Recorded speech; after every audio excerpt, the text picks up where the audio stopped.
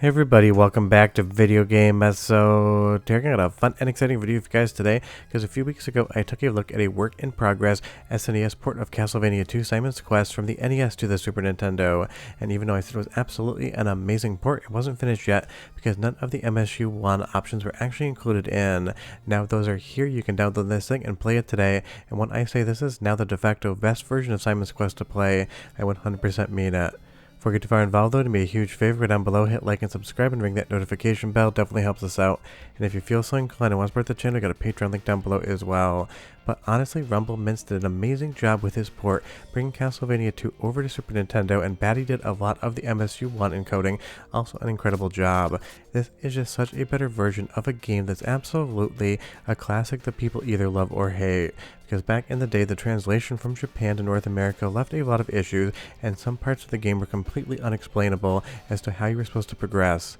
Now this port is based on a retranslation, so if you ever played the game back in the day and couldn't figure out what the hell you're supposed to do, now you'll know. If you're wondering, it is not good to look down at your phone when your wife is texting you when you're trying to capture games, because you walk directly into the water to your death. Because at this point in time in Castlevania, no one could go in the water. It was absolutely a death sentence. But honestly, this is just the stuff I've loved to see. Taking classic games, revamping them for a new audience, as well as the audience that played them back in the day. Because I still remember playing Simon's Quest on NES as a kid, and I had absolutely no clue what in the hell I was actually supposed to be doing. If I sat down today, if with my memory, I probably would still get lost in a few spots in the game, especially when you have to kneel to get swept up by that tornado and move on.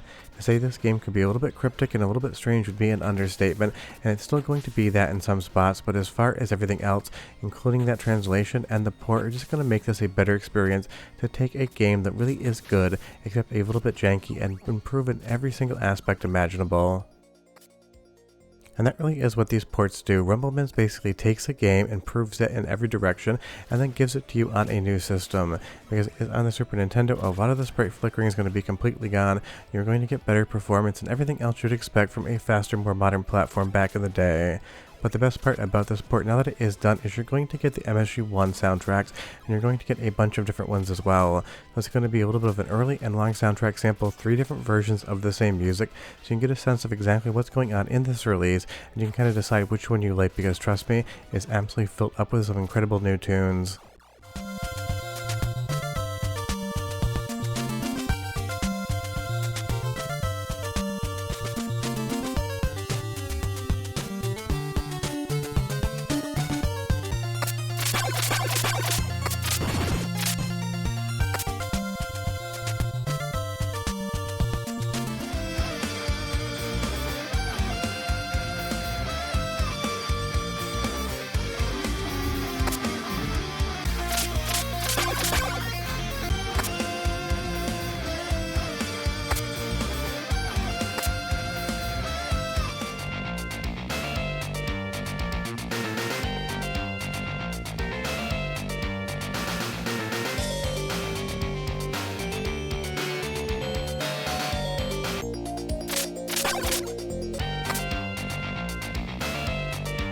So obviously that's the exact same track across all 3 of those clips, but a completely different vibe going on, because the MSU1 soundtracks are varied in this game, and in a bit I will show you the main menu where you can select them all. But just take it from me, you can have the original music from the NES if you just want that nostalgia, and have the game brought over with that new translation, as well as all the improvements the Super Nintendo would bring along for the ride, or you have a multitude of options as far as what soundtrack you want. And trying to do that one jump there, I swear it's the most pixel perfect jump in the game, but it is kind of a sequence break because we're supposed to use a crystal there to be able to actually see that platform so we can jump onto it. But again, it's the MSU1 sound support here that really takes a game and kind of just changes it for the better. While I love the original music in this game and still think it is incredible, having options and making that portion a little bit more modernized is always fun. And I know I just did a soundtrack sample, but I absolutely love this first Castle's theme in the MSU1, so listen and I'll be right back.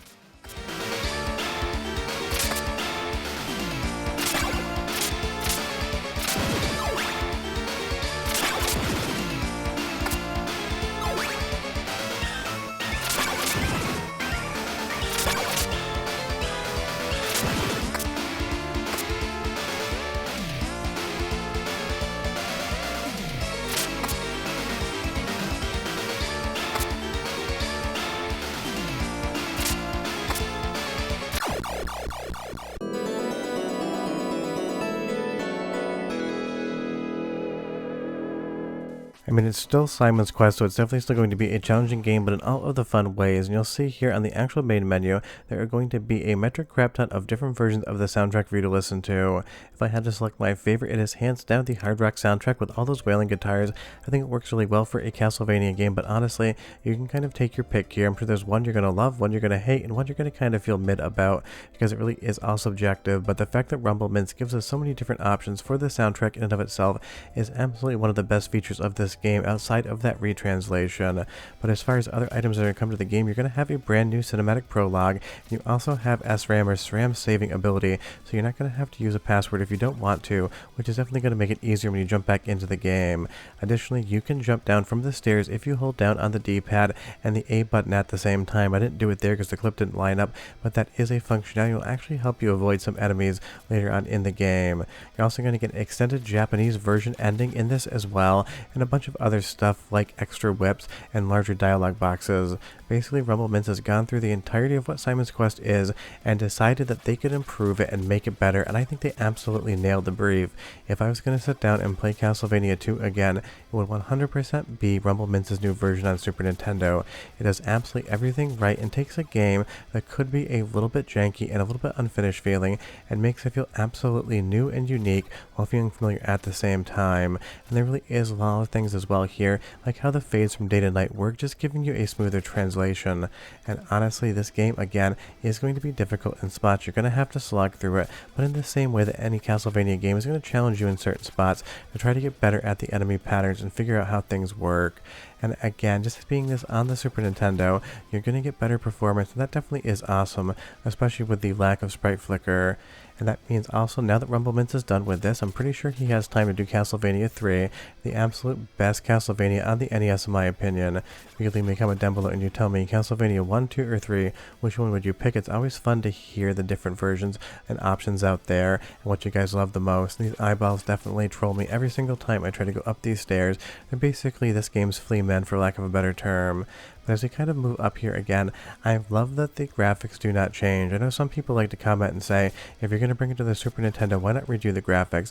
That would be a remake, it wouldn't be a port. So it's one of those things. Just think of this as the original version of the game made so much better with better performance, a better translation, which obviously came before this actual port to Super Nintendo, but has been included with all of the different MSU1 soundtrack options, all of the different palette options, and everything else that you would have in here. That really is the fun part about something like this. It isn't trying to reinvent the wheel, it's just trying to bring you a better wheel, and that wheel is going to be absolutely for free. One more soundtrack single, because again, I love the music, and I'll be right back.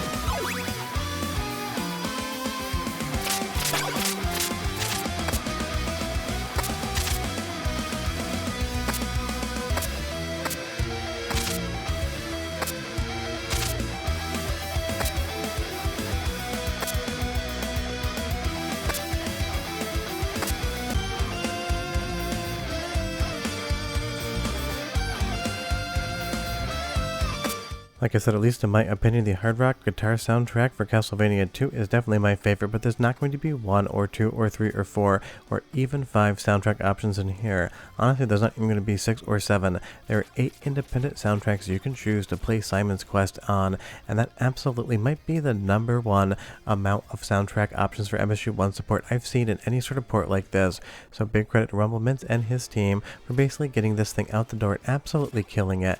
I love these ports, whether they're Rumbleminze or Infidelity, and I can't wait to see something like Castlevania 3 come over to the Super Nintendo, because that is the one I've been waiting for this whole time, and I feel like Rumbleminze definitely wants to complete the trilogy.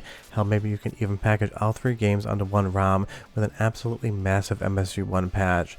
If you want to play this, go over to Rumbleminze's Twitter. The link is in the description below. Check it out, have fun with it, and I'll see you guys next time. Hope you enjoyed the video. Bye-bye.